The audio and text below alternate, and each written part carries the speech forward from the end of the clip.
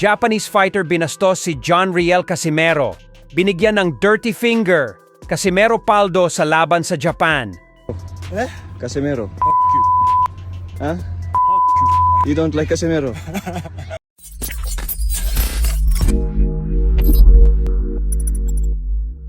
So nandito ngayon sa bansang Pilipinas ang Japanese fighter na si Mugicha Nakagawa para mag-ensayo. Sa Facebook page ng Pinoy Boxing Prodigy, ibinahagi niya ang video ni Mugicha na nag-e-ensayo. At ayon sa kanya, ay posible daw itong makasagupa sa hinaharap ng ating pambato na si former 3-division champion angas ng Pinas, John Riel Casimero.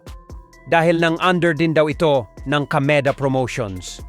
At dahil po may posibilidad na magtuusang dalawa, kaya naman sinamantala na nitong tirahin at bastusin si Cuadro Alas habang nasa Pilipinas siya para painitin ang kanilang potensyal na sagupaan. Nagpakita po agad ito ng dirty finger kay Casimero at ginaya pa nito ang pagsha-shadow boxing ng angas ng Pinas na para bang nangiinsulto. Casemiro. Huh? You don't like Casemiro?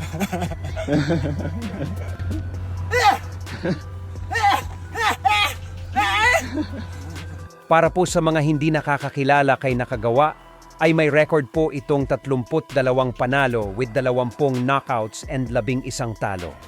May edad ng 37 taong gulang, pero napaka-aktibo po nito gawa ng 3 beses itong lumaban sa loob lamang ng isang taong. Bukod dyan ay nanggagaling din siya ngayon sa 4 na magkakasunod-sunod na panalo. Huling beses po itong natalo ay noong taong 2024 pa sa kamay ng tumalo din kay Casimero na si Kyunosuke Kameda. Mortal na kaaway daw ito ni Kameda. Bukod dyan ay sinabi din ng Nakagawa na hindi daw siya natatakot kay Casimero. Mapapisikalan man umano o salitaan, ay papalag daw siya dito.